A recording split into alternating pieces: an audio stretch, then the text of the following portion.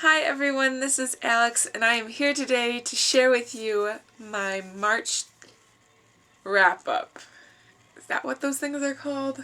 I realized I've been making these videos with my giant TBR piles and not sharing with you which ones I've chosen to read. So, in an effort to fix that, I am going to start doing wrap-up videos. So I will be sharing with you which books I've read and which books I've listened to over this past month. The first book I read this month was Orphan Train by Christina Kline. It's about two people who become unlikely friends over shared experiences in their past. One happens to be a 17-year-old in the foster care system in America in this day and age. I think it was set in 2012, 2013. And the other one happens to be a 92-year-old woman who was shipped out on the orphan trains back in the day. Their bond and their stories was a lot of fun to read. I gave this book 3 out of 5 stars. The next book I read in March was From the Mixed-Up Files of Mrs. Basil E. Frankweiler by E.L.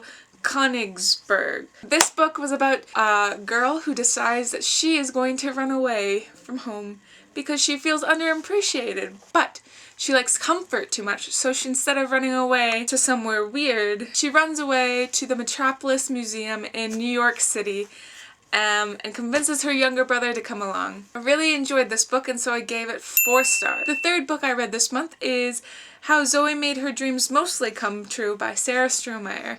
This book was so funny and enchanting and oh, it was just adorable. It follows Zoe and her cousin Jess as they live the dream, playing characters and other things in a Disney World-esque type place in New Jersey. I gave this book 3 stars because it was so wonderfully enchanting. The last book I read in March was Eleanor Park by Rowell. This is a story about a girl and a boy, and it's beautiful and wonderful. It's set in the 80s and it's just so wonderful and it makes my heart so happy. There are just not enough words to express how much I love the writing in this book, as well as the characters, as well as the situation. Even though they were not in the best of situations, they were kind of in a crappy situation. Eleanor and I lived in a rough household and Park just kind of had these expectations about him. It was just so beautiful. I loved it. What can I say? I'm a fan of Rowell.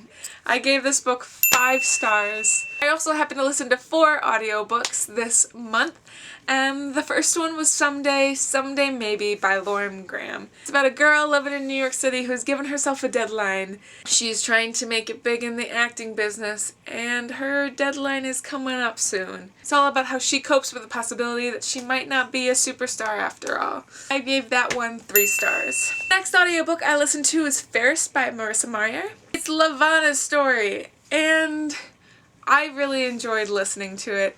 There were so many moments where I had to put it down though because I just couldn't stand Lavana's thinking process. I thought this book was a great stepping stone for those who can't wait for winter. I gave this book 4 stars. The last 2 audiobooks this month were rereads for me, and they were The Hunger Games by Susanne and Harry Potter and the Sorcerer's Stone by J.K. Rowling.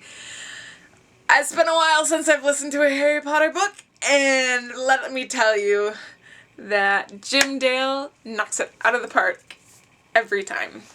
If you would like to read full reviews of any of these books, most of them are on my blog currently, The Book Banner, which I will link below, and those that aren't up there yet are forthcoming, so keep an eye out for those. I will probably see you next time with my April TBR pile, because who doesn't love more videos about books?